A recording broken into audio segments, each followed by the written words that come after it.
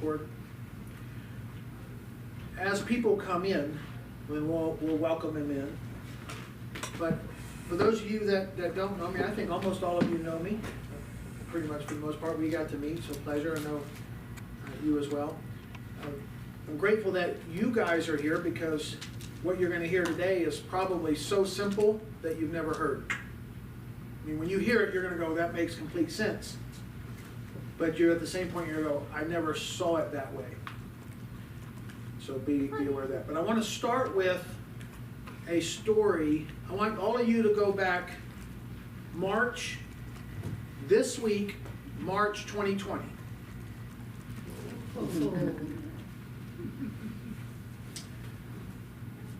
It was about March 16th or 17th or 18th.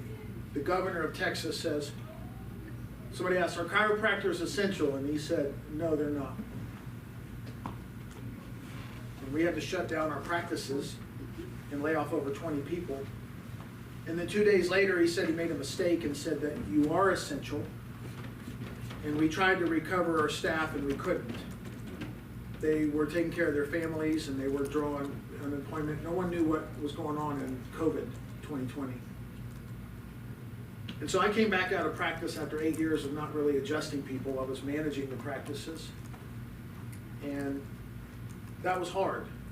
And me and 2 other staff, we came in here and we busted our butts. We worked, and it was hard. Taking temperatures and 6 feet apart and cleaning every single table and wearing masks and people standing all over the place. But you know what? We succeeded, and more people kept coming. It was so essential that we were the busiest we've ever been at that level of clinic in our entire life after COVID. And we rocked it. We were so busy, we finally were able to slowly get people to come back in, but after months. People wanted chiropractic. They were sitting home, they didn't have anything to do, they wanted to come in, and they somehow associated chiropractic with health, but yet our governor at the time didn't even associate that. And what hurt the most was after 20 years at that time of practicing chiropractic, to be even remotely considered not essential was a shot after all the lives that we've helped. So we were practicing, and I thought, how can I make sure that no one ever considers me non-essential ever again? I was like, that's not okay. And so I went ahead and started studying neuroscience. I said, I'm going to know more and learn more than anybody, and so I did that, and I went and got a master's in neuroscience. And it was that neuroscience that changed me quite a bit, because we studied the brain in chiropractic. We studied the spine. As far as we're concerned, we're some of the best at it. But I didn't know the brain intimately like I knew it after that course. And I realized that that brain, as silly as it sounds, is controlling everything. I already had an interest in the psychology impacting our body. I love the mind. But when I made the associations I made, it changed me. And so I started researching master healers, and I found a master healer.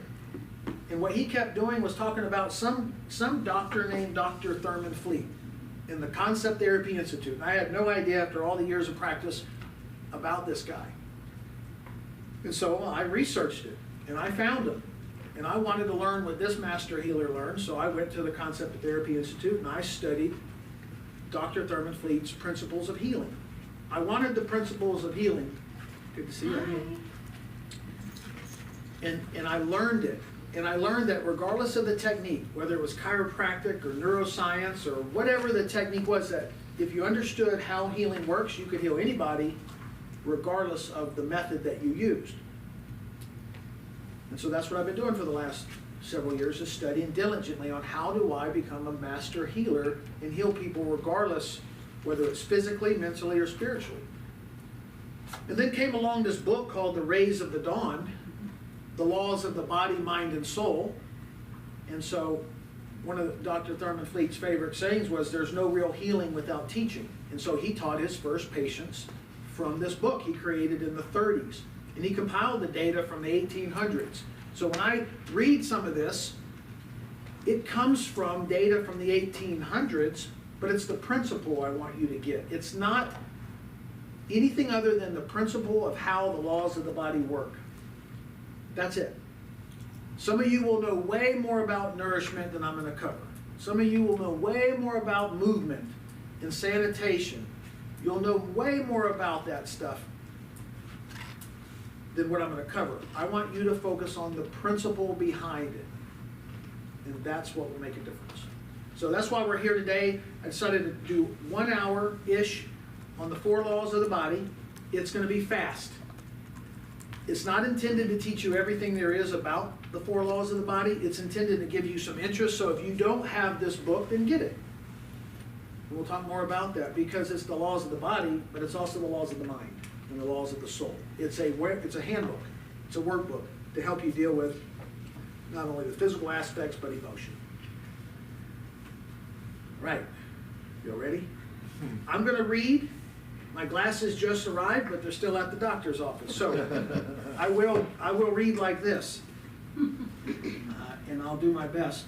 But it starts this way. Every day, more and more people search for a natural way to improve their health and lives. It says, from the early days of chiropractic practice, Dr. Fleet, he said there could be no healing without teaching. And he said this book was an integral part in his healing success. There was no real healing without teaching and educating people. Without changing what you do, good luck. He goes on to say that over the years, many doctors have relied on this book to help them and their patients. He said, but it's not only doctors that appreciate the depth of this. He said there's many wellness programs, there's hospitals, there's nursing homes. Talks about correctional institutions, even Catholic nuns have used this book to aid their people. He said all people of all walks of life, and this book's been in circulation almost 100 years. So it still makes the test of time. Now, the Rays of the Dawn has a remarkable history and track record for helping people. But get this, its pages offer no instant magical formula. It says there's simply no quick fix. No quick fix. Changing your life for the better takes time, and it takes study, and it takes application. So there's not a quick fix, guys. And I know sometimes we want that immediate, gratifying fix. Hello? Come on in. My name is Dr. Bobbitt. Just kidding. Good to see you. All right, so here's from the preface, just to give you some of this. It says, there's been much misunderstanding and confusion regarding right and wrong ways to live healthy. We might ask the question for all this confusion, and on every side there's a feeling of uncertainty, there's a feeling of distress. Everywhere people question, what is truth? What is reliable? Where can we find some rock to place our feet amid all the buffering and conflicting opinions, doubt, skepticism, and unbelief? We know there's no shortage of ideas in this world of what you should do, and what you need to do, and what you ought to do, and what you must do, and what you have to do. This workshop is addressed to those in need of a workable, livable philosophy of life. Those are the key words you'll hear me say over and over. Workable, livable. Workable. Can the average person do this? And again, I said, some of you are experts. If you've got it handled in this area, great. This might not be the tool you use. You may have more advanced data knowledge. Great, use it, as long as it's working. It says, life will be glorious and happy when we realize the universe is one of law and order governed by natural divine laws. As we become aware of the laws to which we are subject, we'll learn to harmonize with them and will automatically attune ourselves to the divine nature. The individual who cooperates with natural law always benefits. So correct dietary measures cure many physical illnesses, and correct mental thinking and right thinking can cure many mental disorders. The laws of nature are assuredly good. We may regard them as dependable since they follow discernible routes from which we can learn. I'm reading excerpts from the book. The book is much more detailed, but I figured if you got it from the doctor's mouth, you could appreciate it more than from my concepts. So that's why I'm reading to you. I like this. The best definition of natural law seems to be the uniform and orderly method of the omnipotent God. Natural law, which pervades life's physical, mental, and spiritual planes, is God in manifestation. The human body is a part of nature and therefore subject to its forces and laws. Meaning, we have laws of the body. Our planet operates on law around our solar system. And we sit on this planet, so therefore we operate by the same laws that our planet operates. And you can't escape it. He says the laws or rules which govern us, which we're going to outline, are exact as those that govern the universe. And we may act according to these laws or disregard them, but we cannot alter them. The law forever operates and holds us in strict accountability. We are punished or rewarded according to the way which we utilize the law, and we may act as we choose, but we cannot escape the inevitable consequence of the act. We may have faith or fear, but we cannot avoid the reaction upon our physical, our mental, and our spiritual being. Nature or God within always operates according to law, never by chance. Important statement, never by chance. With our intellect and our gift of reason, we may, if we desire, become allies working with and in harmony with law, or we may act contrary to it. But the law determines the result or consequence of that choice. Now, little disclaimer I've already mentioned. I'm giving you some basics of the laws of the body. It's not the end-all be-all. It's not the exact up-to-date most current science. You will know more in some areas. This is not for me to tell you everything there is about rest or everything there is about nourishment. Each of you have a different life. Each of you have a different need. None of us are the same, and you'll hear that over and over. None of us should have the exact same program that everybody else has. And sometimes we have to go to extremes, either to avoid extremes or go to extremes to heal extremes. But overall, the idea is if we have a centered, balanced way of life, there's less volatility in life. That's the ultimate goal. We understand at times we fluctuate, but that's the big idea. So, any questions before I get into the laws? I've said a lot, but any questions at all? All right, here we go. Now, it says the simple fact is that we create our tomorrows by how we live today, and that's ruled by our every thought and our action. And for this reason, the journey to health, happiness, peace, and prosperity differs for each of us. However, the destination is most worthy of our effort. The physical part, our body, of every human being is governed by these four immutable laws. Immutable means unchangeable. You cannot change these things. And here they are. Law of nourishment. We're going to look at the law of movement, the law of recuperation, and lastly, the law of sanitation. So 4 laws. Now, the law of nourishment. Get the principle here. Much has been said and written concerning food and diet, and it's easy to become confused over the daily choices we must make in regarding our nourishment. This chapter should cut through the confusion and help you develop a workable plan for nourishing your body. Again, workable. Workable for the most people. Every living organism requires food for its sustenance. Even the simplest vegetable cell takes nourishment in, and it takes the waste and replaces the waste by taking fresh material into the system. Now, guided by innate intelligence, which is that intelligence within, the plant absorbs food essential for its growth and development. Nature produces the finest specimen known when a plant is grown in soil and climate conducive to its well-being. On the other hand, if a plant is grown in impoverished, devitalized soil, it adapts to that environment, becoming a degenerate specimen. The perfect specimen only occurs when it grows and develops in the proper environment.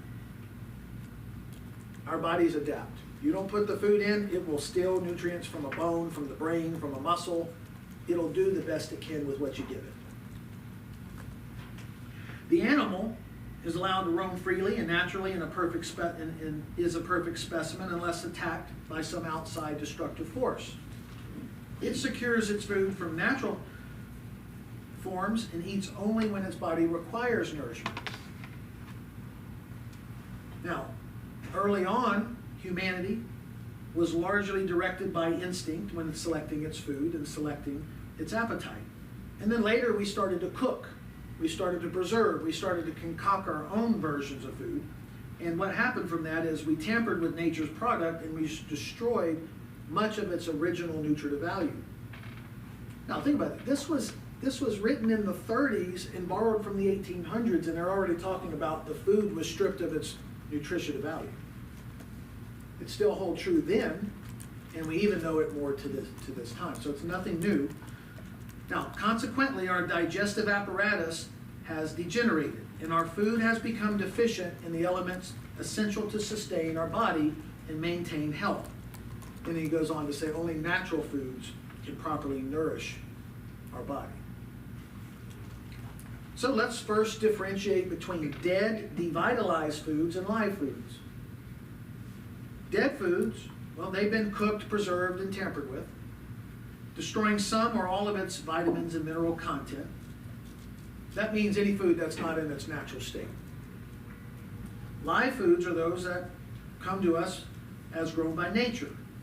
And we know it's necessary to preserve some food, but the fact remains that if we can get the natural food, we should use that in preference to the dead food. Now, to properly understand foods, this is the part I like. To properly understand foods, their nature in relation to each other, and their function in the body in proper combination, we can classify these foods into 4 groups. Now, this you haven't heard, unless you've read this book. In our normal day-to-day, we know foods to be proteins, what else? Carbs, carbohydrates, fats, and fats. Well, they didn't always have those words so much in those days, so here's what they called them. They called them builders. So imagine us labeling our food for what the function they do. Builders, those are our proteins. Eliminators, what do you think they do? Eliminate. Those are our fruits and vegetables. Lubricants, those are our fats. And there's one more group called congestors. And those are carbs as well. Fruits and vegetables are carbs, and so are sweets and starches are carbs. It's just one is a different form than the other. So the congestors, what do you think they might do? Stop things up. Congest us. So imagine right now we're teaching the children, when you eat this food, it congests you. Yeah. If you're stopped up, you might not want to eat a congester. If you want to build muscle, builders. Yeah. And if you want to be a slippery slope, you eat the lubricators. But here's the brief on it. And I'm not going to go through all the types of foods that are those. They're in the book. But isn't that kind of neat? If you associate a name with the food, it makes things different. Like when you go to the cabinet now and you see that starch or you see that sugar, you'll be like, do I want this congester? Do I want this builder? No. Or I'm so stopped up. And you go to the cabinet for a congester. So builders build the body. Here's what we know. Builders are acid formula. These are more of our proteins. When they break down, they form acids. So if we eat too much of those, then we can end up in trouble. Now I get it. There's programs out there that people have to do because of their health condition where they eat all builders, all protein. I'm not here to preach against that. I'm here for a workable idea that if we followed this, we'd have a balanced form of eating for those that need it. Eliminators, these foods tear down, repair, and eliminate waste from the body. They tear down a part of the body that needs torn down. Always eat, here's the key, always eat 3 times the amount of eliminators as builders. They recommend at least 1 builder a day, but most of us it's 1 builder per meal, 1 protein. I get it, if you're working out, you need more. If you're a runner, you might need more. If you sit at a desk all day, maybe you need less. If you're not trying to build big muscles, maybe you need less. But the average person, according to a balanced diet, would have builders as a part of the program, but more eliminators.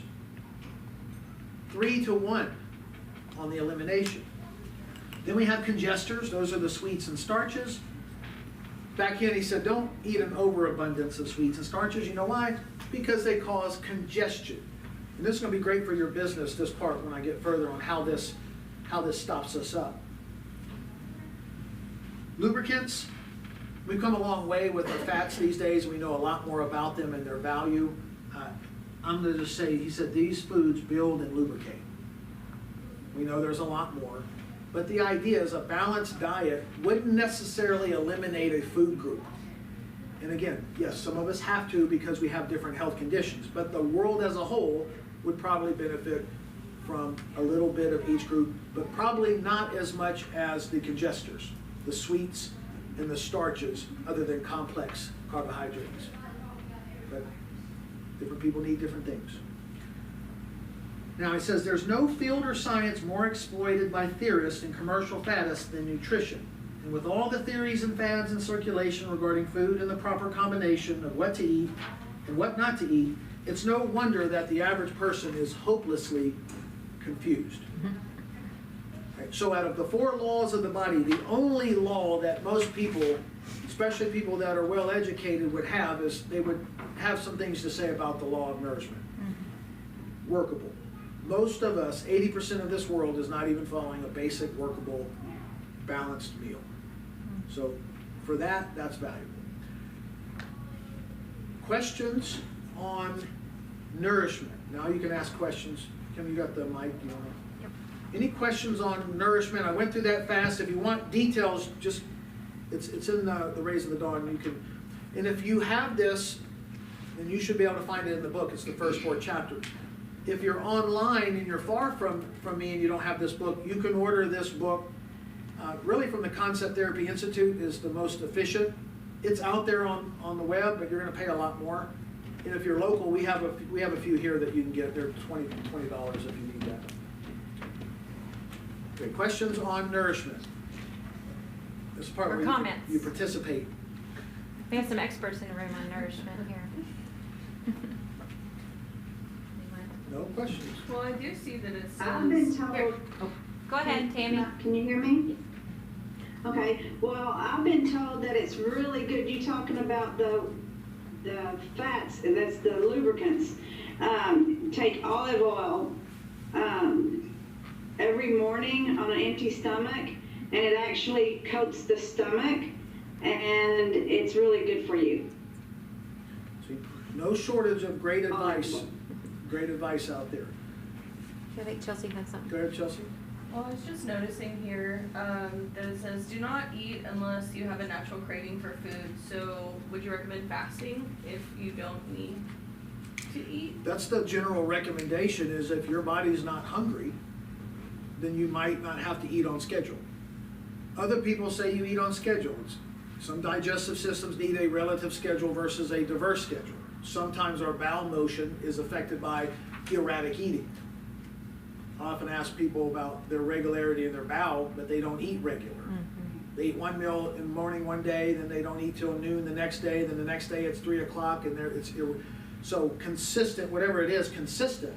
But the general consensus here for the average workable life was, hey, if you're not hungry, for some reason you're not hungry, well, don't eat.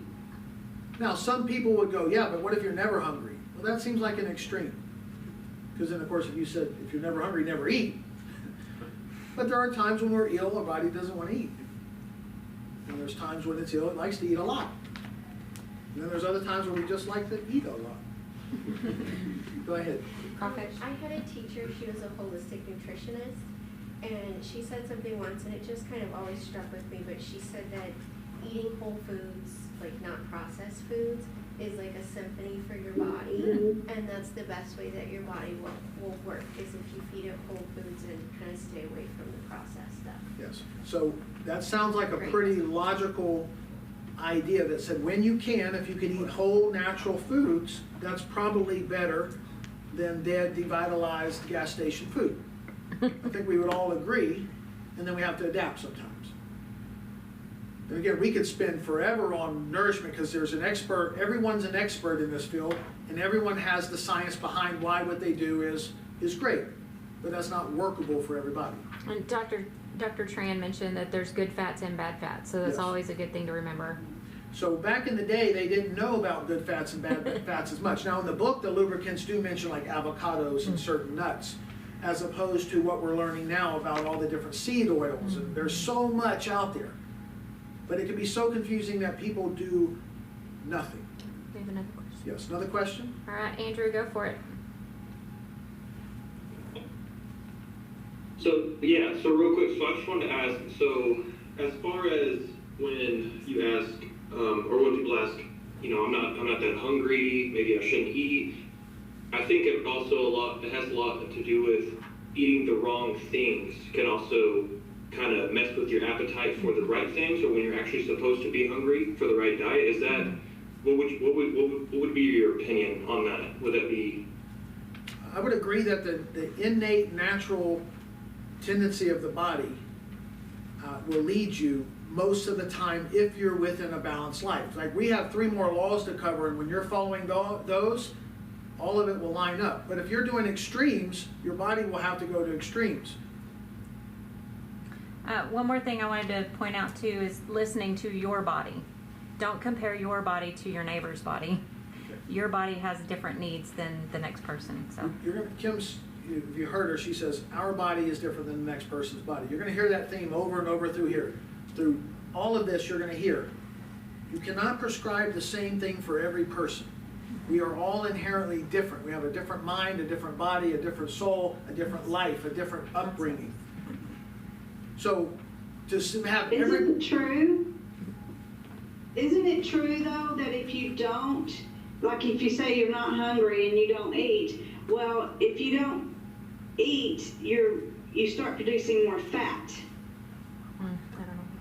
Yeah, Your body, Timmy, I don't know about that research, but the point here is, again, so we just don't get too far out there, is overall, right, a workable idea is we would have at least a builder, a protein with our meal, if you want it, and more eliminators, like 2 or 3 servings of vegetables. We're here now, a little bit less fruit. We can argue on all those. And then our fats, a little bit of fat, and less congesters. I think we can agree with that. But to eliminate a whole food group, I would say other than maybe sweets, the bad sweets, is probably not advisable. So we'll move on. We can answer questions when we get done on that. But that's the toughest law because there's so much on it. This next law, most of you will have, makes perfect sense. You're not doing it, but you're going to go, that's amazing. So this is the law of movement, and then we'll have some fun with this because we're going to get to moving. Now, when we know, understand, and obey the law of movement, our lives and health take on a different expression. Now, this next paragraph, I bet you haven't heard, most of you. Our bodies must absorb and distribute the nourishment contained in our food. That part you know. If we consume the proper food, thereby complying with the law of nourishment, but our bodies can't absorb it, ill health will result. And if our bodies can absorb the nourishment, but it can't distribute it, ill health will also result. And these laws are absolute. Movement or exercise is the only distributing agent of our bodies. Essentially saying if we're not moving, we're not pushing the blood, oxygen, and nutrients to every cell and tissue in the body. Nope. No matter how organic you eat, your body's not getting the nourishment. And obviously if you're putting bad stuff in the body and not moving, you get a double whammy. Now, the creative intelligence that planned and made our bodies intended that we should be able to obey the law of movement. And to that end, this creative intelligence gave us joints and muscles that are intended to be moved. When we exercise these joints and muscles sufficiently, the nutrition we get from our food is distributed and by being moved to all the body parts. Now, many of us have stiff backs, legs, arms, necks, fingers, feet, toes, hips, because we have ceased to move them and care for them intelligently. They have been violating nature's laws. Such people may continue to violate them for a certain period of time, And Dr. Fleet says, but eventually, nature will eliminate them. Whether that's eliminate the joint or eliminate the body. We don't move them. We lose You don't move it, you lose it. You've heard that. Mhm. Now, much erroneous information has been circulated regarding the kinds and amounts of exercise an individual should take. Exercise could be dangerous if it's not based on truth, if it's not based on common sense, and a knowledge of a person's physical and mental condition. Dr. Fleet's going to hit them hard here in a minute.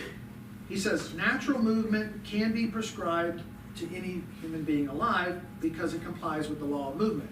But artificial movement, he's going to call that exercise, like all this exercise equipment that we have, can be injurious. Like everything else concerning the human body, exercise is an individual matter. It's an individual proposition. What is indicated for one person may be out of order for another person or even harmful for another, unless it's a system where individuality predominates. Not a one-fit-all system. He says, to know and understand what is required for the obedience of nature's law of movement, we must know. Here's the 4 points we're going to cover. We must know why the joints should be moved, which joints should be moved, when we should move our joints, and how to move them.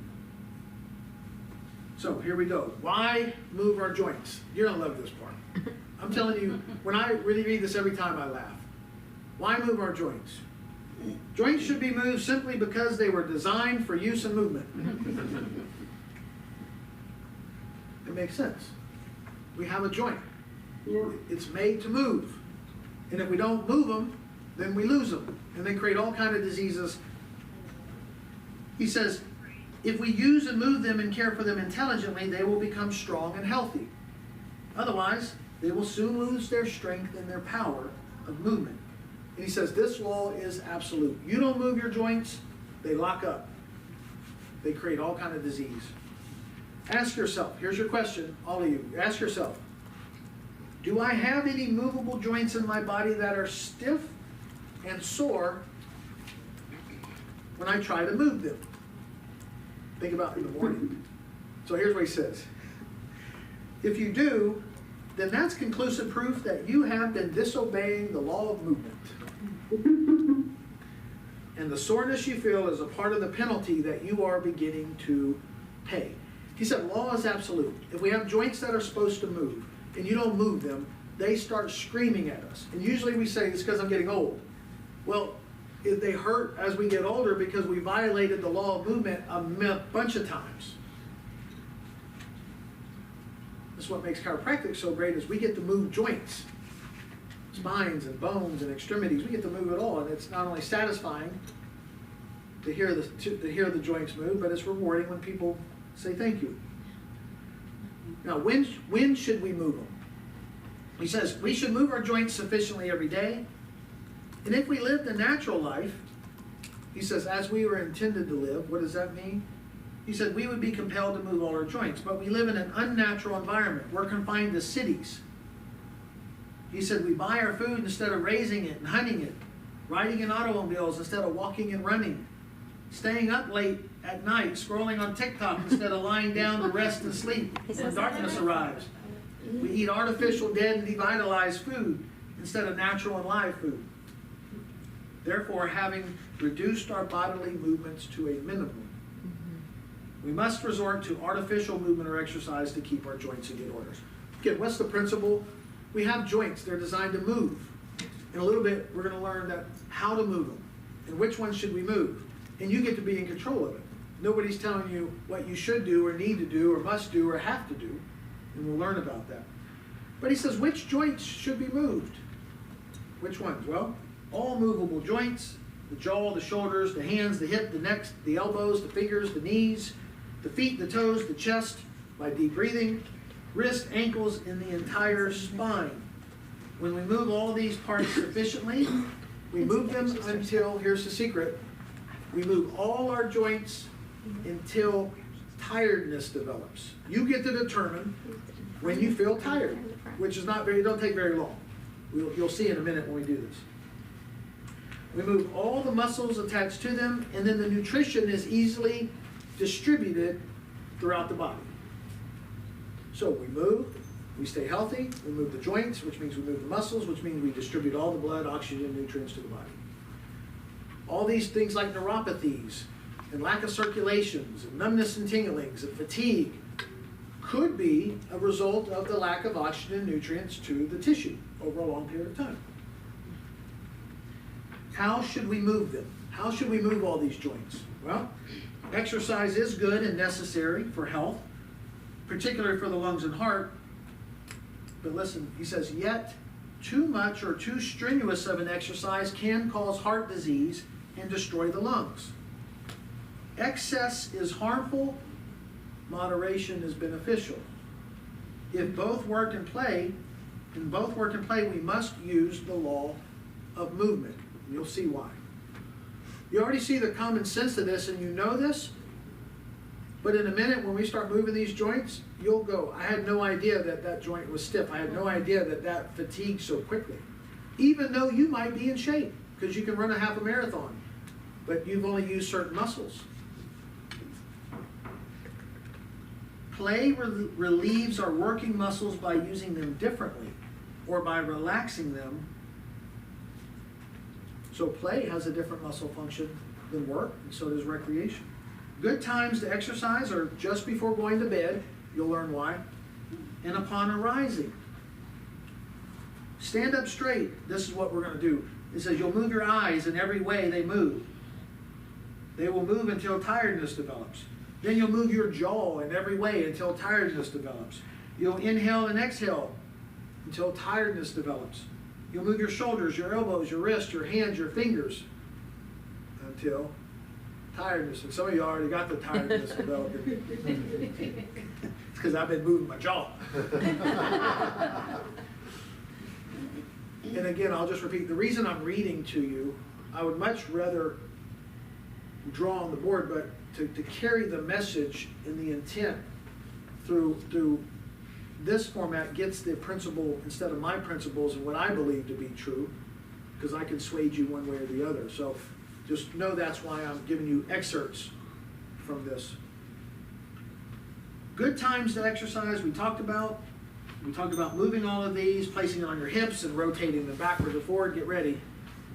From side to side. We continue with all of our joints. So here's the rules before we do this. There's two simple rules.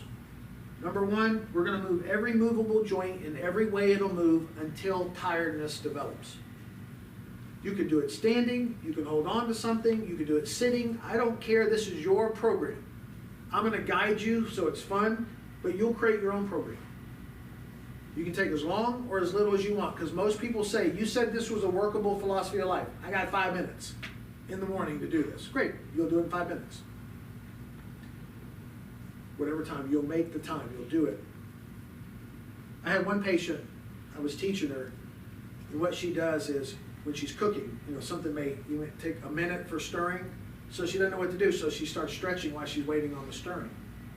So she takes advantage of the time in between certain parts of the cooking process, just to make use of it. All right, second rule. This is important. If pain develops in any joint during movement, do not continue the movement past the point where pain develops. Gradually, so here's an idea. Let's say that I'm moving and I go, oh, that hurts when I do this. Mm-hmm. Then bring the arm down. Oh, that doesn't hurt. Good, then do it here. If it's here, do it here. If it's here, do it here. If it's here, do it here. You're going to make up your own program. I'm just going to guide you on how to move every joint, and we're going to have fun with it. He says, the intelligence within the body, which creates the body and governs it, if we let it, is the only judge of how much exercise is required by our body. Exercise will create tiredness when you have given the joints and muscles sufficient movement, which is the stop signal. If we comply with the law of movement and give every movable joint sufficient movement daily, we'll feel a whole lot better. So here's what we're going to do. If you want to participate, stand up and give yourself some space, a little bit of space. If you need to hold on something for balance, grab something for balance.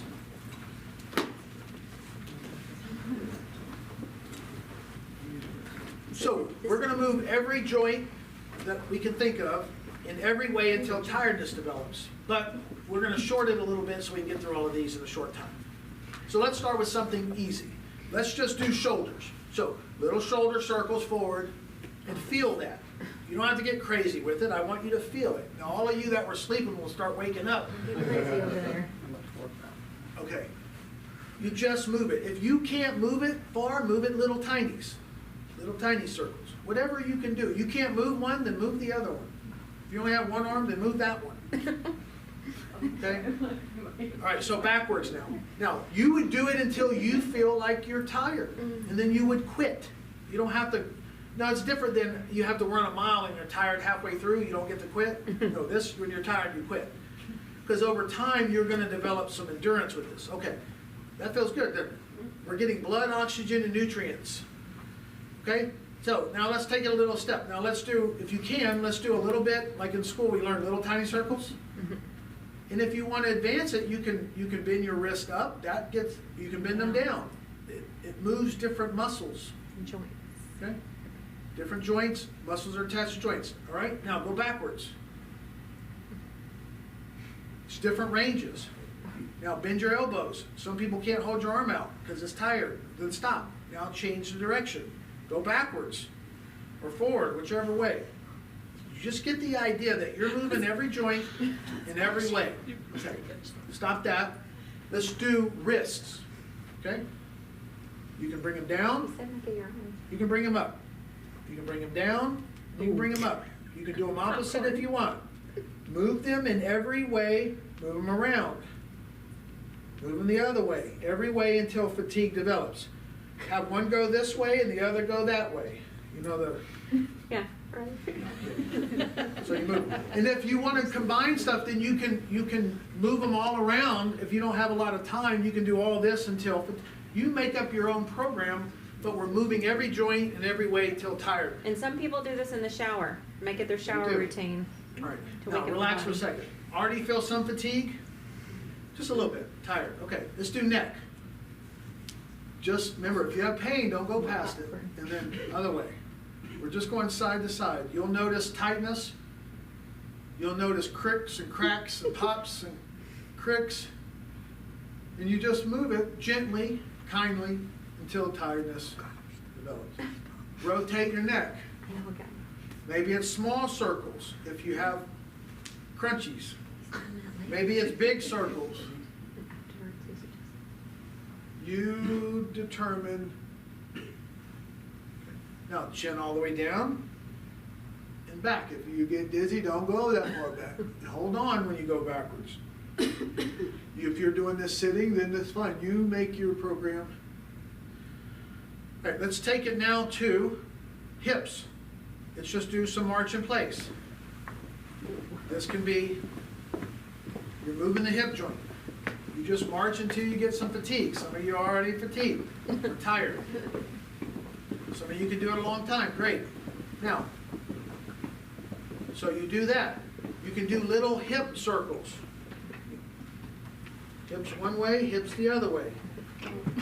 So you just rotate them. However you got to do it. If you can do cool stuff with your hips, you know, you can get in here and do all these things.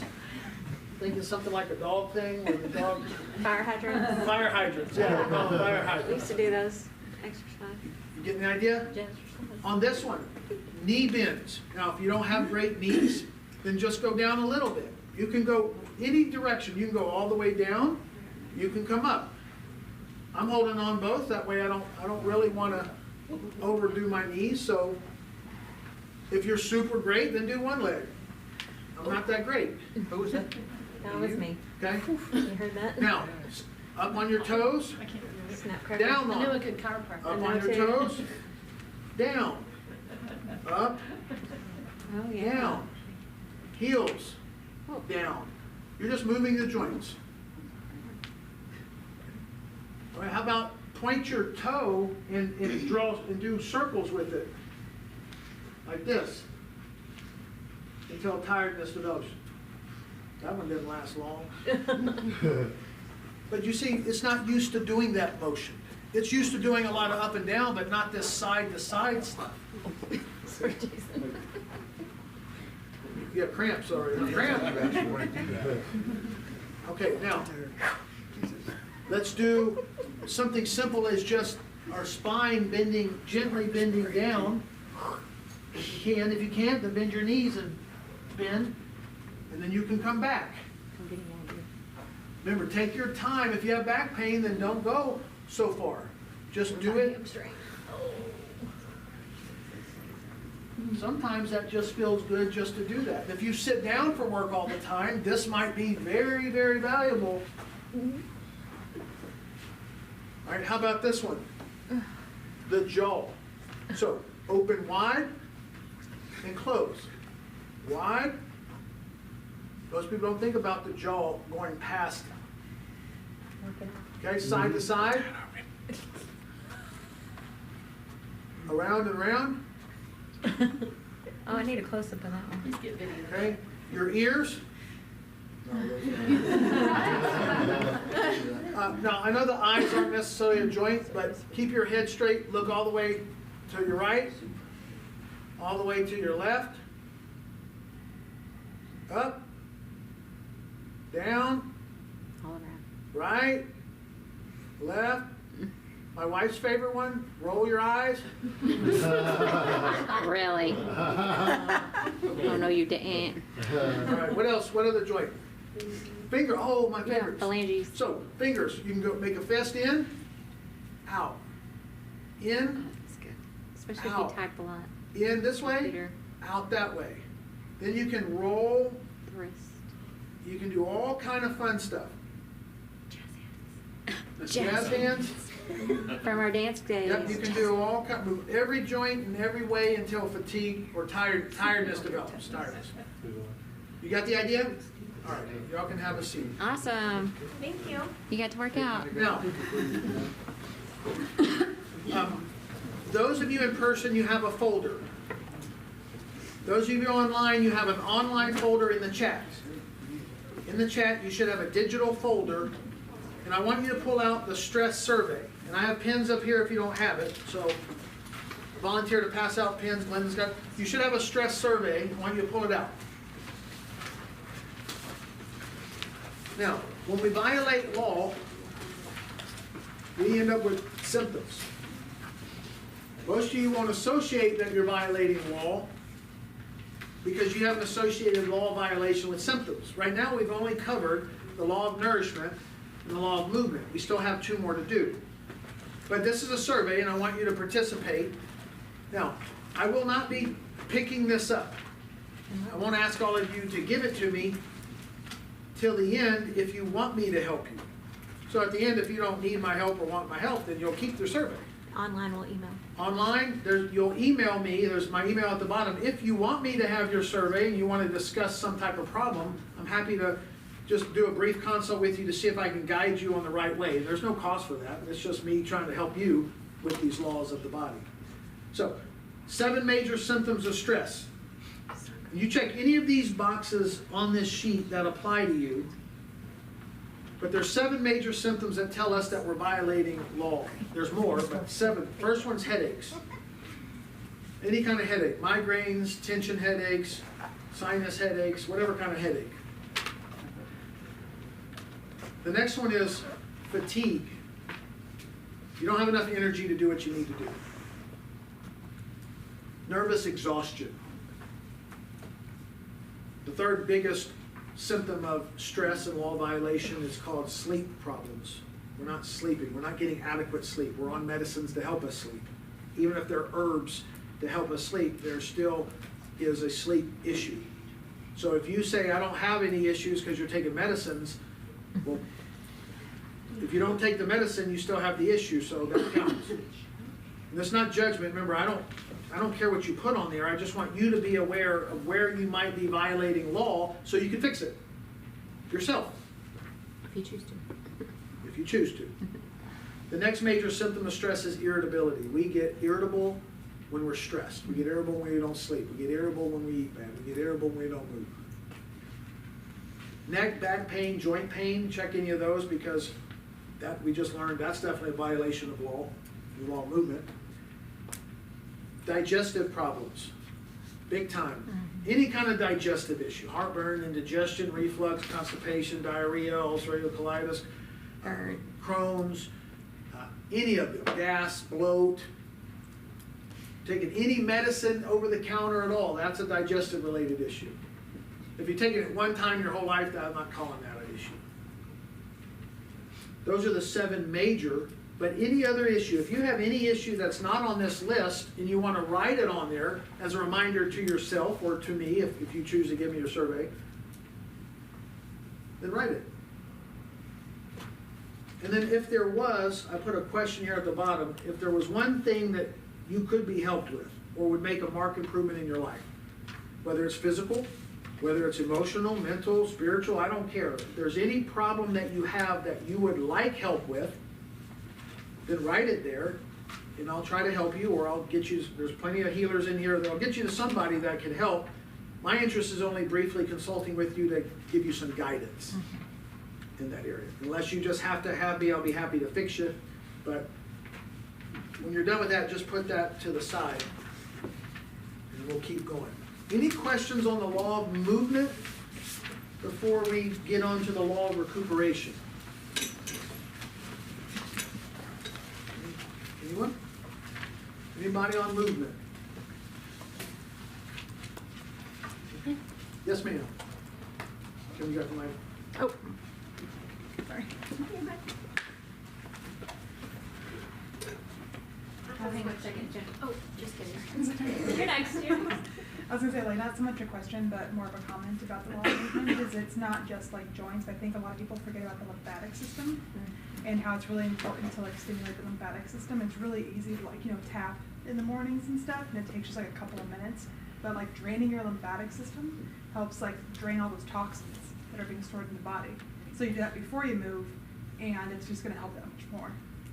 So you hear that? So part of our movement system moves the lymphatics, so you can also rub and tap your lymphatics. And we'll also learn in the law of sanitation how we can gunk up that with poor nourishment and lack of movement, which stagnates us. Yes, ma'am? My question was just with the little thing we did, moving our joints. We should do that in the morning when we wake up and before we go to bed? It says, ideally, if you can do twice, great, but the overall thing that's workable is either pick the morning or pick the evening, pick when you have time, but ideally that's a good time because we're typically, in the morning we're fatigued and tight from not moving, and in the evening we typically have trouble sleeping because we're all stiff and fatigued. So either way, at least once, and if you're really a star student, maybe you do 2.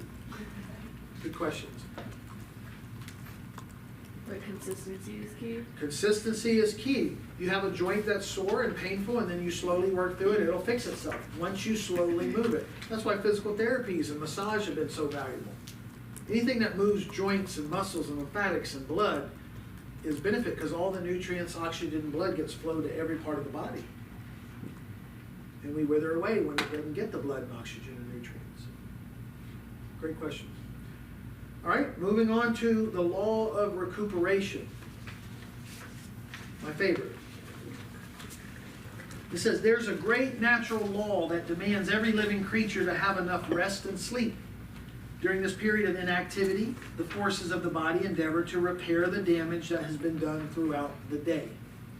Every human being and every animal must obey this law in some degree because continuous, never-ceasing activity for any living thing means an untimely death. To recuperate means to recover, and in this law, it means to recover the energy that we expended during the day. There are 3 ways to recuperate: rest, recreation, and sleep. So, maybe never thought about that, but recuperate, rest, recreation, and sleep. So we're going to cover each one. Now, under rest, humans and animals need to obey the law of recuperation to maintain health and vitality. That makes sense. With our highly developed muscular and nervous systems, we must obey all of these phases of recuperation: sleep, recreation, and also rest. To fully understand this law, we should know the why, the when, the what, and the how we should rest. This right here is some big-time neuroscience, so watch this. We should rest for the simple reason that we get tired. You know how silly that is? Profound. But it hits. We should rest because we get tired. We must obey. Now, tiredness is a signal from the intelligence within that activity should cease, as harm is being done. If we don't rest when we feel tired, greater harm is being done. We should rest when we're conscious of being tired, or as soon as possible. Again, we know this, that seems pretty sensible, but most of us aren't doing it. We should rest the entire body or any part that's tired. And we should rest by putting the body or any tired part in a position where it can rest completely. Now, as simple as that sounds, a lot of times we do that. I need to sit down, my legs are tired. Or I gotta rest this arm, I've been mousing too much. Or my finger. Like, I have patients come in and say, they do this all the day with their phone, and their fingers hurt. Maybe stop scrolling. We consume energy and muscular power whenever we exercise or engage in any type of physical activity. These power sources must be replenished at intervals so that the body can function effectively. We use and often overtax our brains. Thus, it's evident that we must have some type of physical and some type of physiological rest. We have to rest our mind sometimes. Unless the mental activity or the brain activity ceases, or it's changed to a lesser form of activity, the mind becomes a parasite on the body. And the whole organism suffers. The brain must relax. We must have a diversion from work. Unless your work, your vocation and vacation are the same, and you can rest and do recreation and sleep all at the same time, we need diversions from doing the same thing all the time. That's the point he's making. He says people who overindulge in physical activity deplete their physical strength and overdraw the energy required to carry on the body's processes. Without cessation, those who allow their brains to work all day and night eventually deplete their mental energy. Consequently, they suffer impaired health and low vitality, and such individuals soon become a bundle of nerves. They suffer nervous exhaustion and they're victims of all types of physical and mental disorders. I don't think any of you would disagree with that. I don't think there's anything in there that we would disagree that rest is not important or necessary. I think that our lives are very busy and we choose to ignore it, and then eventually it catches up. Yep. The body will rest, or we'll pay the consequence for not. Now let's talk about recreation. This one might get some of you excited. You know, recreation, still part of the recuperation. It says it's essential for maintaining healthy and wholesome living, but it's not a substitute for rest. Because you can get so tired doing all the recreation. Recreation differs from rest because it is an activity that calls into action parts of the body and brain that aren't normally used. People say it all the time. I get my exercise and I'm raking leaves. Well, that's some exercise for some parts of the body. But every year, around this time, I get a lot of patients because they haven't used those muscles all year. And they go out and do 3 or 4 hours of yard work, and here they come. Same thing when we go to the gym. We start off, and the first day we overdo it, and now we're off it again. He says we should indulge in recreation frequently because it rests the mind and certain body muscles. Therefore, every one of us could participate in some form of amusement daily. He says every one of us could have a hobby too. It just does different muscles. So Different he's movement. prescribing the comedy club is what I heard. Yes. Yes. Just watch your law of nutrition Yeah, we when you're in know. the comedy club. Sometimes there's a limit. You got to do so many things. Through recreation, we can balance our daily activities. The nerves and muscles engaged in routine work, they're allowed to rest, and those inactive and dormant are stimulated to set into motion. So play.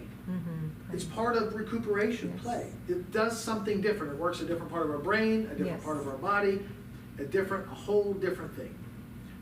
I push on bodies all day. I think I get a lot of movement, but it's the same motions every day. I'm not moving certain joints. How do I know? Because when I was moving my feet and certain parts of my body, they didn't want to move. How about when you did the worm? Did you feel that? I don't know if y'all saw, I did a TikTok video promoting this class. I did the worm. I did pretty good. Yeah. I did pretty good. I've done one since your It's my 50th. since your big 5-0 birthday party. That's right. That was floor was hard. And that floor was very You should have hard. saw my first attempt. You All you heard and was your a back daughter row. did it together. I think all three of us. My knees hurt for days. All right, sleep. Now, there's a lot of research out on sleep. All of you have read it. You understand how important it is. Very few of us do it. But there's massive health research on sleep and the lack of sleep, and it's leading to things like dementia and a lot of mental issues. So this is just the principles of sleep. So get this idea. The thoughts and problems we have concentrated on during our waking hours frequently pass into the subconscious and become the subject of our dreams. This period of rest restores the fatigued body to normal. It reinvigorates the muscles, the nerves, and the glands for further activity.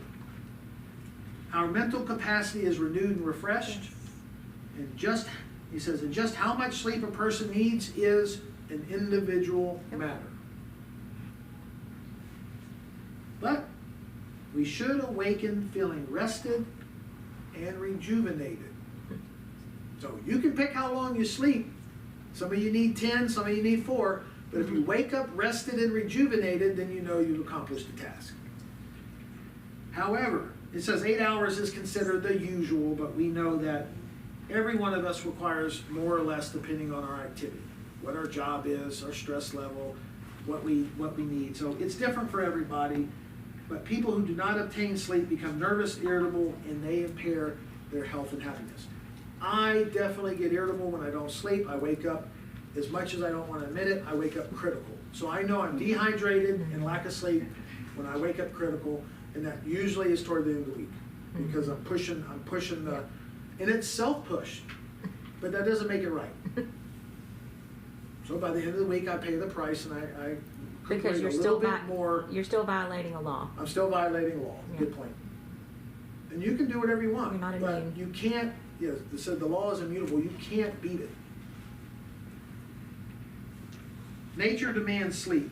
It's the only way that the body and mind can successfully repair the damage during the day. Much reconstructive work occurs during sleep. Both the body and mind are replenished, strengthened, and they continue functioning effectively. This is the part I want you to get. Much waste material is eliminated during the period when we have freedom from tension. And when the mind and body are relaxed, nature can eliminate the acids and the toxins that accumulated that day. Thus, sleep provides time for our bodies to detoxify and alkalinize. Okay? Insomnia is a danger signal and should be heeded at once. There are 2 types of sleeplessness. One is a physical disturbance, the other is a mental disturbance. Finishing up with a couple sentences on this law. Both can be intelligently eliminated. We can usually attribute the inability to sleep to a lack of physical exercise and an overindulgence in destructive emotions, especially fear and worry. People cannot expect to sleep if they have not exerted themselves sufficiently to require rest, or they're emotionally disturbed. And to eliminate the mental causes of insomnia, we must change our physical condition and our activities.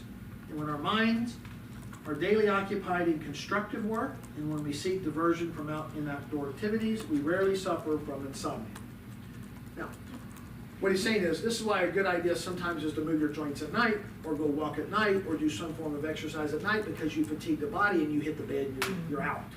If you've done nothing all day and you lay in bed, your mind works. Yeah. And if you're emotionally distressed, we know what that's like. I experienced that last night. I won't go into detail, but my honey woke up and thought we had some fraud on an account at 2 a.m. So for the next 2 hours, I'm in a panic, she's in a panic.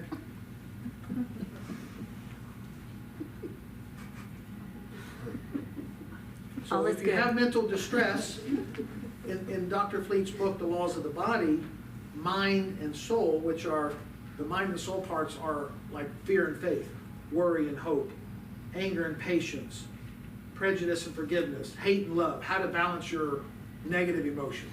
It's a workbook to help you do that. So trying to balance the body, trying to balance the mind, essentially. So he said you can eliminate those two things intelligently. Law of movement, law of recuperation, law of nourishment. And we only have one more to go, but before we go there and finish the class, questions on the law of recuperation. And Becky has a question. Can manifestation help with that? Manifestation help with? Help with, Beck, come off mute.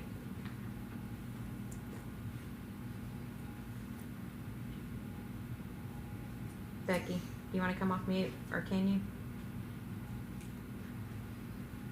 Okay, that's fine. Now, if until she tells me more, I would say does something like There you go. Okay. Can you hear me? Yes. This is my Aunt Becky. Good to see you. Love you. Hi, love you too. I'm mainly thinking of emotional and physical. Physical.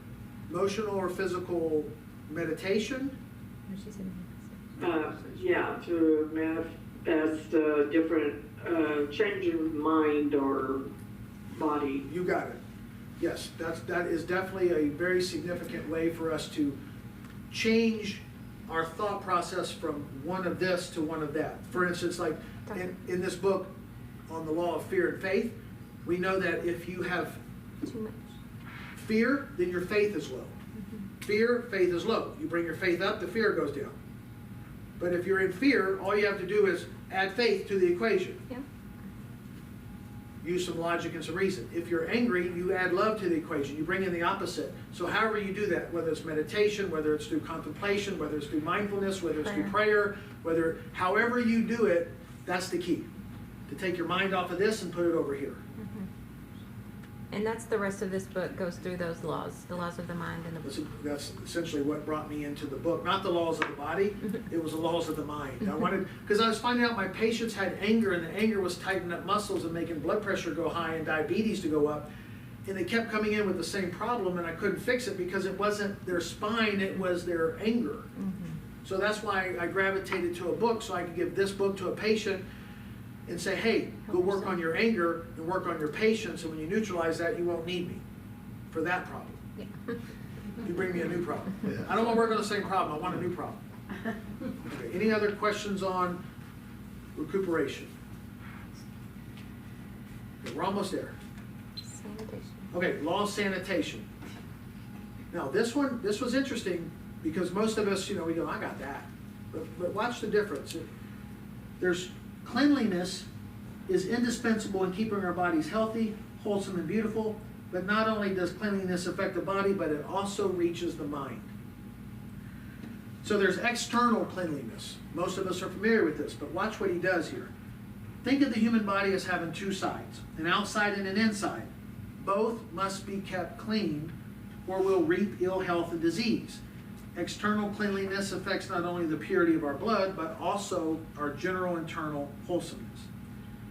The outside of our bodies are covered in tiny pores called sweat glands. We knew that, but I forgot about that. We don't think about that in the wintertime much. He says, these tiny pores constantly eliminate waste. Were we living in a natural state, on the beach naked, that must be what he's talking about, because he says, we would not wear clothing, and our skin would be exposed to the sun's rays, Yes. which would absorb the poison being eliminated.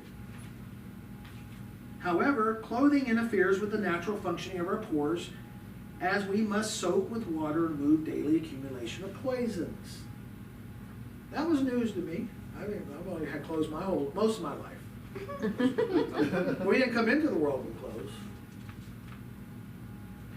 If these poisons, which are continually being eliminated, are not washed off, they harden and they clog our pores. Then the balance of toxins in the system cannot be discharged. Thus, bathing once or twice a week is insufficient. We should wash each day with soap and water. In general, our physical condition, diet, and activity should determine the amount of bathing we need. So obviously, it's back to an individual proposition. Some people need to bathe twice a day. Some people, but you get the idea. Our pores get clogged, and they don't allow us to eliminate. The skin is a large eliminator. We never think about that. The further our bodies deviate from a state of physical perfection, the greater the accumulation of acids and toxins in the bloodstream, and the greater the burden placed on the elimination organs. Consequently, bathing is a greater need to ensure external cleanliness and enables the skin's pores to function appropriately. I think women understand this a little bit better when it comes to the face and the body than men, as typical, but it's something to think about. External cleanliness involves not only our skin, but also our hair, nails, mouth, and teeth.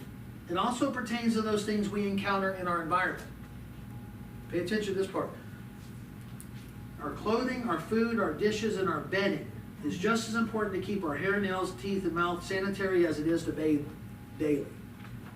Hygiene habits should be developed in little children so that their habits become routine to their adult lives. These children are learning, if they haven't already, more about that. I'm very grateful to my wife because weekly she changed the sheets. If it was me, I never think about changing the sheets. I never thought about that. Now when I think about it, I go, we sleep in there, our skin, our cells, our sweat. I went, oh. So I'm very grateful. Maybe I'll do it more often, but had it not be for that, that might be not okay. But we don't think about that. That's the one place we're at least 4, 5, 6, 7 hours a night, every night. And you gotta see the skin. But you can see how easily we could go to bed clean and come out of bed dirty. Because you're shedding. And your She said shedding. Shedding. That was the word shedding. Yes. I gotta tell a quick joke. No, don't tell it. So, we had my neighbor had a dog. And it was on the corner, and he had a Rottweiler or something. And I said, hey, does that dog shed a lot? And he goes, oh yes, it's shed over here, it's shed over there, it's shed everywhere. True story. Yeah. He said it shed everywhere. True story. Okay, I got that. Yeah, he's laughing. All right, finishing the last section. Internal cleanliness. A diet consisting chiefly of fruits and vegetables, balanced by sufficient building foods, whole grains, lubricating foods, will nourish our bodies and ensure proper elimination. See, that's a balanced diet. Fruits and vegetables have a flushing and cleansing effect that eliminates waste material. They also possess the necessary fiber to exercise and tone up the digestive and elimination tracts. Now, what I'm about to talk about, we have 2 people in this room that are experts in this field. If there's an issue in this field, you get with these 2 over here because they have a business that manages this. So what I'm going to say is in general what he wrote back then. It might not be exactly up to date with what you teach, but if you'll forgive me if there's something here that's not there. Not current. Living as most of us do on dead and artificial foods, we quite naturally produce death inside our bodies. This death is exceedingly difficult to get rid of. We eat foods that clog up our entire system, and as a result, we become constipated. When our bowels fail to move, we resort to using high-powered laxatives. A lot of people have this issue, I know. And they harm their body. Very often we find that these laxatives lose their power, so they result to using enemas to secure elimination. Laxatives will never cure constipation. And their continued use only aggravates the condition. And the overuse of enemas to ensure elimination is an unnatural procedure. Their constant use could weaken and balloon the bowels, leading to further trouble. There's people that do enemas every day because they're constipated. They haven't cleaned out their system. It's not uncommon. There's a lot of horror stories I hear because this is one of the things I help people try to work on. I mean, ideally, they may be violating the law of nourishment and not getting enough of the eliminators in their And this is why Dr. Fleet, he starts off with, and he'll get there with nourishment, movement, and recuperation is all part of sanitation. So he saved it for last. Constipation has various causes, but fundamentally the results from our failing to obey the law of nourishment, the law of movement, and the law of recuperation. We should not overlook exercise as an essential factor in ensuring internal cleanliness. People who never exercise lack strength and tone in their abdominal muscles. This weakens and often leads to constipation. We must indulge in a certain amount of physical activity to induce perspiration, which in turn assists our pores in eliminating poisons. And without perspiration, our kidneys carry a greater load in throwing off the poisons because they're not eliminated through our skin. And furthermore, normal circulation does depend on exercise. Without proper circulation in our blood, it cannot carry the waste products to our limited organs for disposal. Last few little paragraphs. Goes on to say, nervous tension is another source of intestinal stasis. The intestinal trouble can cause us to have nervous tension, full of toxins. Our nerves get all whacked. Constant physical and mental nervous tension affects our bodily organs, especially our endocrine glands. What are those? Pineal gland for sleep, thyroid gland for metabolism and blood pressure, thymus gland for immunity, pancreas for digestion, salivary glands for digestion, adrenal glands for stress, ovaries and testicles for creation purposes and hormone production. Those are some of the major endocrine glands, and the list goes on and on. We must obey the law of recuperation to ensure proper digestion and elimination, thus providing internal cleanliness. And then this part, our minds are important roles in constipation. If your mind is full of crap, then you will be full of crap. Destructive emotions such as worry, hatred, and fear, and all thoughts of that nature will directly and indirectly interfere with our digestive organs, paving the way for an unwholesome internal environment. Now, here's another one that many of you probably have been fed a lot of data on, but get the principle. Water only flushes. It never cleanses unless it's combined with alkaline elements that will dissolve the acids and toxins so they can be absorbed by the bloodstream and eliminated through the natural fluids. Now, fruits and vegetables and those juices supply the body with liquid to enrich the blood, promotes function of the body, and elimination. The amount of water each person requires depends on such factors as climate, conditions, diet, exercise, or labor, and fluids we take in the forms of the fluids we take in. Everyone has an idea how much water we're supposed to drink. You can drink all the water you want. If there's not a mixture with minerals, you may not hydrate. Many people are dehydrated and they drink a half a gallon of water a day. They have flushed the body out of all the minerals, and number one, they're not even have any minerals in their body because they haven't eaten foods with that. But we think we're hydrated, but we're really dehydrated. Most digestive problems, headaches, issues like that are also due to dehydration. Most elderly are in the hospital for dehydration. This is the whole purpose of all these IV places. It's dehydration, lack of nutrition, lack of movement, lack of recuperation. Very simple laws. Our symptoms of our body are showing us where we're violating. Last paragraph.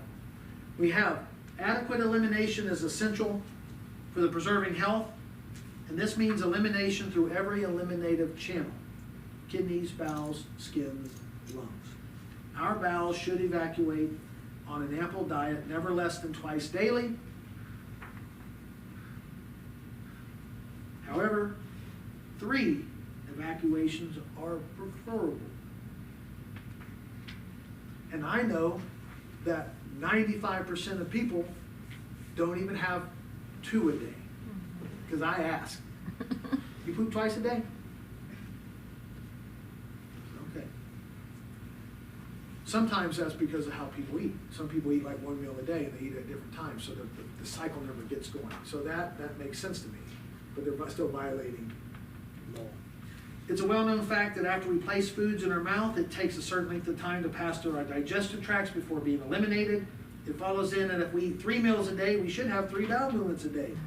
If we only have 1, then we can be certain that the other 2 remain in there too long, and some toxins are being reabsorbed.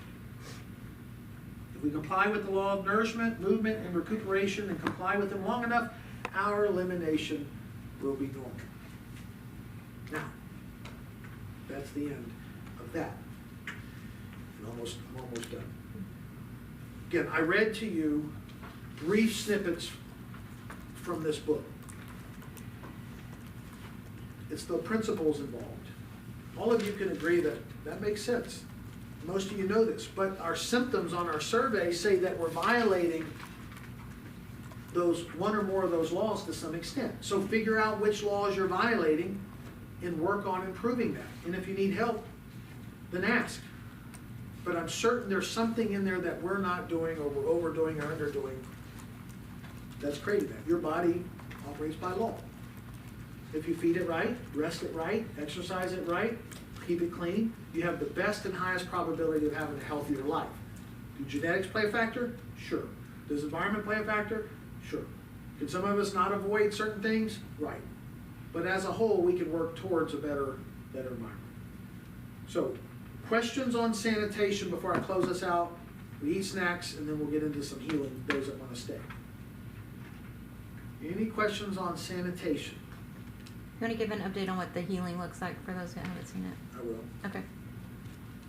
All right. So, in closing on this part, so y'all can get you home and go and get some recuperation, or get Some some nourishment. Yes, please eat. Or sanitation. Wash your maybe hands. some eat. movement. If you want a book, we have them here. It's a handbook, not to be read one time through and say I read it. It's a handbook to use when you need it. Every week we teach 1 hour on this here in the clinic. On Wednesday at 12:15 Central Time. We teach it in person and online. Those of you that can't make that because you have schedules, then there's 12 or 13 Rays of the Dawn classes throughout this country and others that you could just join in. There's no cost, there's no memberships, you just jump in, jump out as please. They're not recorded, so we can't record it. This one will be recorded for those of you that want it, and we can send it to you. So that's this. So you can buy it we have $20. You can buy it from the Concept Therapy Institute if you want it, however you want to do it. But on the website, there's many clubs. You can go to the concept-therapy.org, and there's clubs that you can venture into. This for your learning there. The other thing is in your folders. If you open up your folders, those of you online, you have your electronic folder. You have a little brochure on, it's called the Dr. Bobbitt Rays of Dawn Club Schedule. This is just what we're covering weekly. So if you look at what we're covering tomorrow, we're covering aspiration. We have desires and things we aspire to. We're covering that on how that affects the body and the mind, and how that neutralizes you from vanity. Ideally, the way this would work is a lot of these classes, they're 2 hours. Like let's say we're covering fear, then we do its opposite, faith, and that neutralizes the emotion. If you're in worry, we do worry, and then we look at worry and we do hope, and that neutralizes that and gets you back to health. So when you read something in this book, read the chapter and its opposite. So read hate and then read love. And I can explain more of that. But this is our schedule. Also in your folder, you have the Laws of the Body pamphlet. If you think this might benefit somebody, you can give this to them, or you can just keep it for your reference on what the laws are in case you don't want a book. You can look back to this and get some idea. And then in there you have this thing called, what is Concept Therapy? It's a trifold. Those of you online, you had a cool electronic one that makes cool noises when it opens. It's like, whoosh, whoosh, and it turns. But this is for the serious student that wants to work on self-improvement, self-development, self-mastery. Concept therapy means you're working with fixed ideas in the mind. Mostly the negative ones, that's running your life, running your body. I won't go into a lot of details about it. We are hosting a 3-day class here in this office in a couple weeks. So if you have an interest, consider it. If you want to know more about it, please ask. But we have a flyer in there about it. It's not a rah-rah class. It's definitely a course in evolving your awareness. It takes the principles of this Rays of Dawn and gives you the science behind it and the laws and how to create and manifest the things you want in life. And other than that, your survey. If you have a need on your survey that you would like me to address, then check the box, return the survey to me, and I'll get with you and we'll spend a few minutes chatting about it in the time that we both can meet. Online, you email it to me. If you don't want my help with something or don't need it, then don't send your survey in. That way you can keep it. And Kim, you have something you want to... Children, by the way, our children, where the adults, we have the Rays of Dawn for adults. This is the Rays of Dawn for children. And it comes equipped with coloring pages, but most weeks we use this at the end of our class because this speaks our language. It's a good Simple. summary.